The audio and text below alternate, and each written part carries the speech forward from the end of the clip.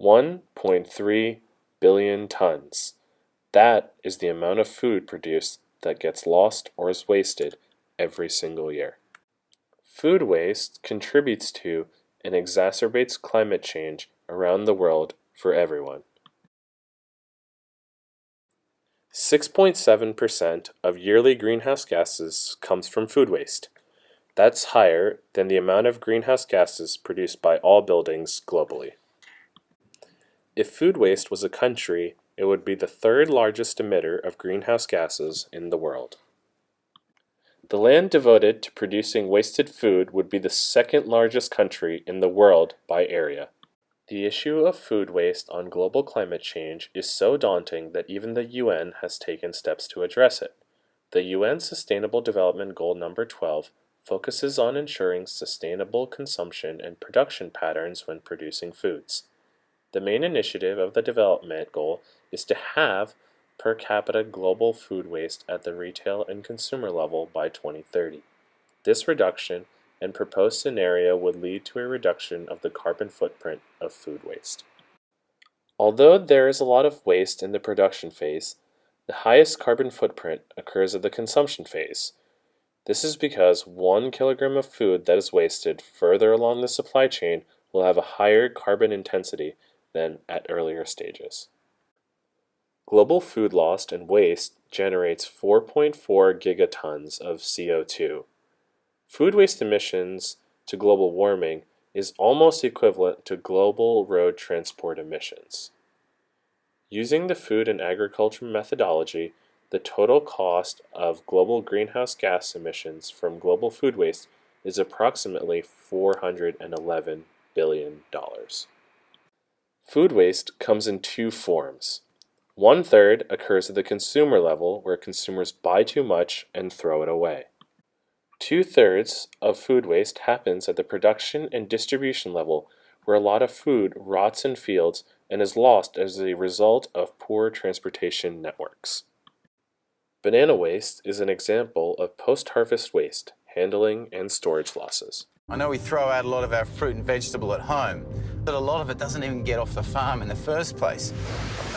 There's very strict supermarket specifications on sizing. Okay. What's this? So this is too big. So what, that whole lot will go? Correct. How much do you lose at this stage? Sometimes it goes up to as high as 40%. 40%. Right here. Seriously, right at here. this point here? Yes. All right, so we'll measure this banana, and 260 is acceptable. So that Sorry. much. Makes it unacceptable. And what about this side? No, too small. Too small. Too small. Correct. So this is going to be thrown out, does it? I have to throw this away today. Can I keep this one though? You can keep that. You I sure want to can. keep this one. All right. And then you can throw that away. I have. Oh, no. Yeah, because it's hard for me to throw. Gone. Gone. It can be very disheartening. It's terrible. It takes 9 months of hard work to get here today. So, What about like food relief organisations? Can some of them come to farms and pick up stuff? look, I would be open to any of those kind of suggestions because it breaks our hearts to throw this much fruit away. So this is where our scraps will end up. This is our second one for today, and we'll do another one yet. I just can't believe it. Millions of perfectly edible bananas are going to waste. It seems crazy to watch them be chopped up and dumped because they're a fraction too long or short. The thing is, it's hard for, people living in cities to have a real concept of what goes into us every single day, putting food on your plate.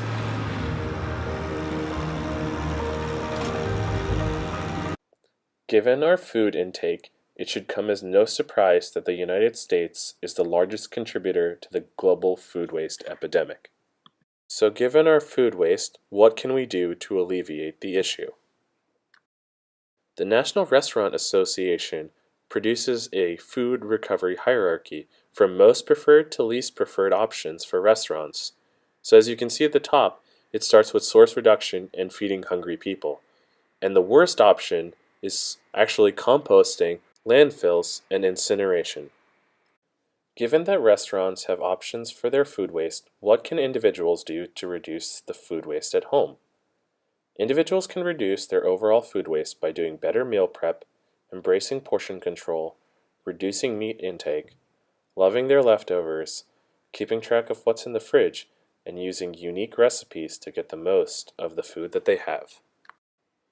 According to the Food and Agricultural Organization, 1/4 of the food wasted each year could feed all the world's hungry people, and a few more. In fact, last year alone, 6 million turkeys were estimated to have been discarded over Thanksgiving. Not only that, but in the US alone, we waste 3.9 billion gallons of milk every year, while 3 million children worldwide die of malnutrition. This is a travesty. So far, we've discussed how discarded meals lead to food waste, but that's not the only consequence. Researchers at the University of Texas uncovered another problem with excessive food waste: wasted energy. The energy it takes to get food from farms, production plants, and the wild to our plates is huge.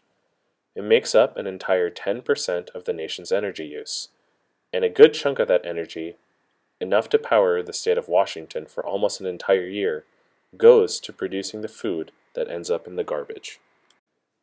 At Santa Clara, we really pride ourselves on how we tackle food waste.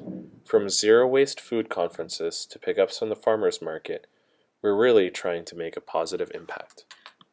So what is SC Law Eats? We started from putting out groceries once a week for the students, and now we've built it to Monday through Thursday and food options for breakfast and lunch. I wanted to donate is because he told me that there were hungry students that weren't getting the nutrition that they needed. Top ramen noodles, whatever's quick, whatever's easy, inexpensive.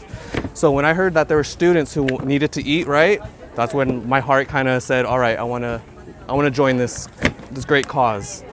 We rescue on average 300 pounds of food every week. 250 pounds comes from Eric at Super Sweet Farms, and 50 comes from Noah's Bagels. If not for the food rescue program, this food would be fed to the livestock or thrown in the dumpster.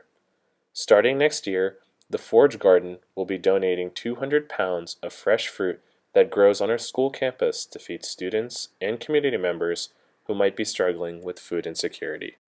In conclusion, food waste and food insecurity are often interrelated.